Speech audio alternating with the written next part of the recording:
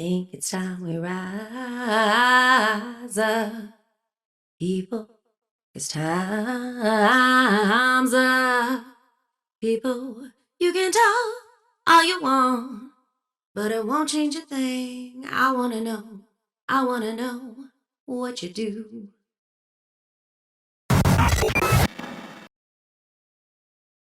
Hi, everyone, and welcome to the Up and Up. Today, we have a very special guest. This is Maria Perez. She is actually a state representative in my home state here in New Hampshire, and she's also very, very active in immigrant rights, and that's what we'd like to talk about today. Maria, thank you so much for coming.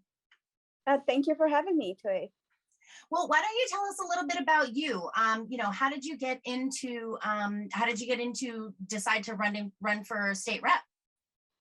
Well, to be honest, that was not on my radar. That was something that I was not even like thinking. But when the pandemic started, I saw the struggles in my community and how people they was having a hard time. And I was already involved with a lot of things in the community. And when I was asked to run for office, I'm like, are you kidding me? I don't think I don't think I can do this. Um, and they say, well, we think that you have what it takes to be a state rep. And I'm like, I say no twice, and then the third time when I got a call from Alejandro Rutia, who was the chair of the Latino caucus previously, and then he's like, Maria, we need you to run, we need another Latino legislator in Concord. And I said, well, let me talk to my family, and my family agreed to it. And I'm like, okay, let me see what happened with this. And I never thought I was going to win the election in Milford, but I'm honored and then privileged. I feel privileged to being an immigrant from El Salvador, who never dreamed about being state rep in the state of New Hampshire. It's beautiful. I love it. And we both kind of are peripherally, or not even peripherally now, a lot more than that, involved with Rights and Democracy New Hampshire. And of course, supported your run and things like that. I was on the leadership team when we, voted to endorse you and things like that and support you. And so I know for myself, kind of watched along the way and was really, really happy when you were elected as a state representative.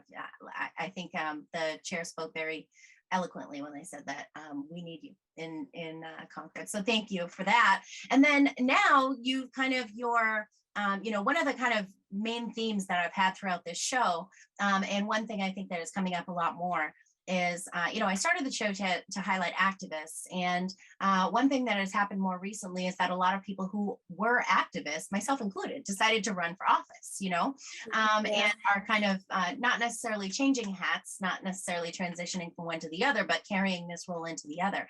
And so I know that you've gotten more involved in the activism with your role and your voice as a state legislator. Can you tell us a little bit more about that, about what you've kind of been focusing in on in your activism? Yeah, to be honest, people say that they need to clone me because I'm everywhere, and I tried. And to be honest, I try to be everywhere that I get invited. I try to say yes to everyone who asks me to be any rallies for education, Medicare for all, anything that anything that affecting our communities, like the abortion ban, the reproductive rights, that immigration. But it's been like one of those things that is like, I feel like if I box myself in one issue, it's wrong because I like to be able to help any situation that I can be helpful. And a lot of times that I put myself in a situation that I have to remind myself that I need to be careful. Yes, I'm a very progressive person. I believe that we have to do a lot of changes in order to move forward. But at the same time, sometimes you have to take a step back and then, and realize that a lot of times you wish you can do a lot more, but my hands are tied. Sometimes, you can only do so much. and do what you can. And I love to hear that because, it resonates very much with me as that idea of wherever you can be helpful. You know what I mean? It's not, don't peg yourself into one thing or another. It's where I can be most useful. And I think that's such a good attitude to go into it with. It's amazing. So right now, what you've really been, what I've been following along with and just really enthusiastically following along with is the work that y'all have been doing in DC. And could you tell us a little bit about, first of all, what issue, but then also kind of how it plays out and what kind of actions and things you've been a part of in DC? Yes. So I've been very active with immigration justice. Immigration justice is a huge deal for me. We have so many brothers and sisters here in the state of New Hampshire that they're waiting for legal status to change. They're waiting for have that opportunity, that open door that we all as an immigrants we wish to have. And I believe that immigrants in New Hampshire here contribute a lot with the economy in our state, and we've been calling them essential workers. And for me, going to DC and represent those voices and be the voice of those people who waiting for something to change. They've been waiting for so long, and we promise a lot of those people to make something happen this year or something happen soon. And I believe it's my responsibility, not just as state rep, because when I was elected as the chair of the Latino caucus, I'm representing 55,000 Latinos in New Hampshire as well. And and a lot of people don't realize when we're talking about Latinos, we're talking about the Portuguese community as well, the Brazilian community, they're part of the Latino community. So I want to make sure that those voices that get heard in DC, and it is critical for us. It is critical for us to pay respect to them. They do a lot. They do a lot in our communities, and a lot of them they are business owners. They're providing jobs to other people in our communities. They're leaving money into our communities. They're not taking away from our communities. So those are the voices that I've been lifting, and those are the things that I've been being very vocal in DC, because I believe, if this is my only chance, this is the only time that I'm going to be a state rep, I want to make sure that I utilize my voice, that I want to make sure that I lift the voices. I want to make sure that I may not be perfect, no one's perfect, but I'm doing the best I can with what I have. And to be honest, it's not easy. Sometimes I feel like I work 14, 16 hours a day, 7 days a week. And sometimes people don't realize that, as a state rep, we only get paid $100 a year. And then we have to have a full-time job, and then we have to do a lot of different things. So it's a lot, but like I said, I think I owe what I do to my community. As an immigrant, I know the struggles to have it legal status. So that's why I'm not giving up. I'm not giving up, and then I'm excited to go back to DC next week because the Senate is going to start talking about Plan C and the Build Back Better package. So I will, I wanted to be there and having conversations with the senators and people who supporting our immigrant community. Yeah. What do you think just about specifically about, I guess I'd say this iteration of the Build Back Better, right? Because it's obviously evolved along the way. I know a lot of us have been, kind of disappointed with the cuts that have been made and things like that. But, we are constantly reassured there are still good things in this package. There are still good things. And so I guess what I'm asking is, could you kind of give us an idea of what are the main things through this lens, right? Through the, obviously immigration and people who are immigrants here so many of the issues touch on them. It's not necessarily that there's one thing that is just this is what immigration is. There are many different ways that the policies that we put in place impact the immigrant community. Can you tell us a little bit about, speaking of the Build Back Better Act, what in this iteration really speaks to you as an issue that that you feel is fairly impactful for the immigrant community, or maybe not just one, but what about this bill do you feel is really impactful for the immigrant community? So to be honest, I'm very disappointed because I feel like I wish, and then I'm hoping, and I'm gonna continue putting pressure because I want a pathway to citizenship. Yeah. I don't want what we get in promise right now because that's not what we started with. And I believe our senators can do better than that. I believe getting a working permit for 10 years, 5 years, and another 5 years after, but without having that promise to pathway to citizenship, it's like a slap in the face for our communities. Because what happened after 10 years? We see it a lot with the TPS holders that is not, it's not a way to pathway, or not, it's not a way to get in a green card. So I'm very disappointed because it's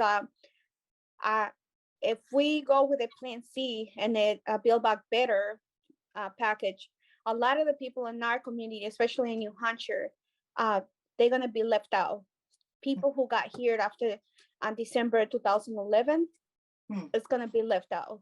And for me, it's very painful to see that happen because it's a big deal for me. It's, listen to the personal stories of the people in our community who got here after that. That's not what I want to hear. I wish I can help everyone.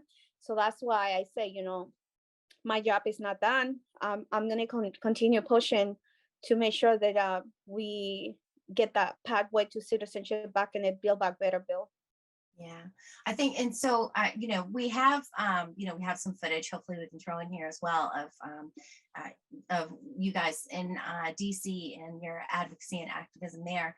I'm curious, have you had the opportunity, has it been possible for you to be able to meet with members of the Senate or their staff, or, have you been able to sit down and talk with anybody and share those personal stories and that kind of stuff?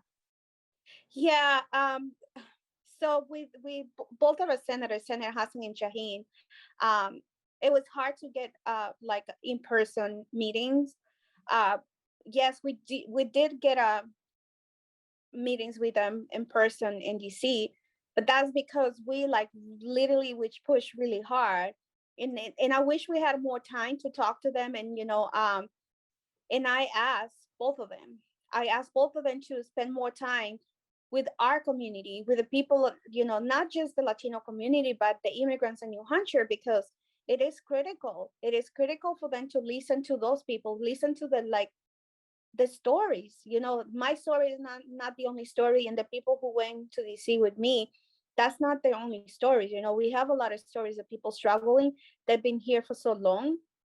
But I'm grateful that other senators from other states, they've been open to have conversations. I'm very grateful that the congressional delegation has been some of the members from other states, and then even our own members.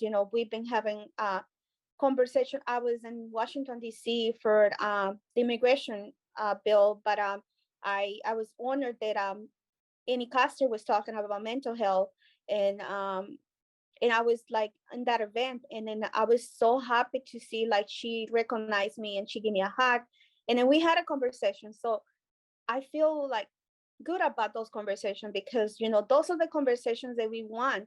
We want to make sure they pay attention to us. We don't want to get ignored, and then they only remind of us we are existing in here when they're asking for our vote. Yeah. I think, just to bring up specifically, and this might be a bit of a sidetrack, but one thing that, I have been very concerned about throughout the pandemic and things like that is throughout the pandemic, not even things like that, the pandemic, but is people's mental health. And one of the things that I think is a lot more I guess, what do I say, esoteric or something. It's not necessarily something that is, concrete that people necessarily can quantify and things like that. But is this idea of going through the pandemic and as citizens, kind of having a realization in our communities because of this, way that it was made partisan, and the way that these battles played out, and really just kind of the feeling that this community that we thought would support us, and that we have this social contract, and then kind of having this almost traumatic realization that no, it won't. It will let you get evicted. It will let you lose your job and your kids be in bad situations, things like that. And I feel like that is not as quantifiable, but it is absolutely a side effect of what we've gone through, I think, for a lot of people in our community, and that affects people's mental health and things like that. And so having a conversation about immigration and the way that we're going to give people a pathway to citizenship and things like this, to me, that really feels like maybe we're getting a taste of what the immigrant experience is like. And tell me, just, you can disagree if you want to, but I'm kind of drawing this parallel between the way that what we've come to understand over the pandemic, and what I think immigrants coming here feel like. There's this promise that if you work hard, and that if you do these things, that you will be able to kind of earn your place, or whatever it is. This is what's being told, what I mean? This is the impression that people have, and then coming in and having that realization. And I've never before now actually kind of drawn the connection between what we're starting to understand now and what immigrants have been going through for this time. And can you, what do you think about that, I guess, is my question. Do you feel like that's a fair assessment? Yeah. So yesterday I was in Concord. I was in Concord, a rally about reproductive rights. But one of the things that I brought up into the conversation when I was speaking is like, for me, we have to remember that as an immigrant, I struggled to get here. I was a victim of a sexual assault on my way here. The trauma that we go through, PTSD is on our blood. We go through a lot. Like I always share my story, my struggles. I got here with one shoe, and the other one, I don't even know what happened. They stole all my jewelry on my way here. My clothes, they were all ripped. It was hard, no knowing the language, no knowing the culture, and how hard we have to work. Nothing comes easy for us. And like I always say, I wish I have the opportunity to stay in my country, because I had a dream. I had a dream to. I was in college when I was 15, but I was already studying business. I was studying business administration when I moved here, and the struggles and everything, the pain that all the immigrants go through just to get here, the amount of money that we spend, and all that. The pain that we go through, and people don't realize that we're not here because we want to. We're not here to take away from anybody. We're here because we want to protect our life. We want to, like, for me it was like life or death. That for me it was a life or death situation on El Salvador, and people don't realize that. And people don't realize the struggles and that. Mental health. And not only that, but it's a lot of immigrants that come in with disabilities, and then we don't talk enough about this, the disabled community, the immigrant disabled community, that they get here, and then they have to struggle with more discrimination when they get here, more than many of us. Wow. That just kind of hit me hard. Yeah, absolutely. So I don't want to end it on a negative note. Let's say, what do you think, either in New Hampshire or federally, or maybe even on a local level, what are some things that are actually serving to improve the way that we deal with the way that we deal with the immigration community, the way that we accept people in? What are some things that that you've seen that are very positive things. A lot of people watching this might want to know, how they can help, or things that they can institute or work towards on a local level or in the state, or things like that, that people could really be working towards that would be very beneficial. Yeah, so one of the things that I can say is, like, we have some communities in New Hampshire, like Keene. Keene is a welcome immigrant community. I know that I think at the beginning of the year or the middle of the year, they passed some kind of something in Keene that Keene is a welcome immigrant community. Nashville has the same thing. Manchester has the same thing. I would like to see more communities welcoming immigrants, but say it in paper, because it's nice to, like, people say, oh, yeah, I support you, I'm welcome you, we welcome the immigrants. But that's only like just for saying it. But I want to see that happen for like the reality. It's hard for the people enough to be discriminated because of the color of the skin, or because we have an accent when we talk, and to feel like unwelcome even when you go to a supermarket, or someone gives you a look, or someone make a comment, or someone is following you on the store because the way you look. Yeah. And even myself, I walk into a dollar store a couple months ago, and then I have my step rep badge on me, and I was followed around the store like I was stealing stuff from the store. And people in my community go through that a lot. People that they profile us because we look different, or we talk differently.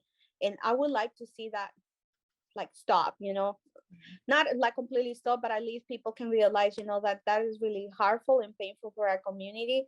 And the other thing is, like, I would like to see people testifying in support of the immigrant community with a lot of the bills that coming up in New Hampshire that they're gonna be against the welcome communities that it's couple bills they're gonna be trying to hurt our community. Like the e-verification and other bills. So I want to make sure that people pay attention what is happening in Concord, because it's like 5 or 6 bills against immigrants in New Hampshire. Yeah, and I mean, unfortunately, if people don't know, we have a pretty serious, a lot of concerns happening in New Hampshire, that being absolutely a part of it with, we're just, we've gone red, and it's very pretty scary at this time. So thank you so much, Maria, for everything that you do and for coming on and talking to us. I just appreciate it so much. Thank you. And we'll be following along with everything that you're doing. And is there anything you wanted to put out there before we end? Any type of call to action or anything like that? Yes. I would love to ask everyone, please call both the Senators Shaheen and Hassan and ask them to support immigration reform. We need to happen this year. We don't, we can't wait any longer, and that's affecting the economy in New Hampshire as well, because the business in New Hampshire already struggling to find people to take the jobs, and why not help them by giving some status to a lot of the people that we can utilize to take those jobs. So please call both of the Senators Shaheen and Hassan and ask them to support Pathway to Citizenship. Yes. And to my audience, if you care about this as much as I do, as much as Maria does, please like, share, and subscribe. Very important, so we can get this message out there, so as many people as possible can help out. We know that our audience is on fire and doing amazing things, so we're counting on y'all. All right. Thank you, Maria. Thank you.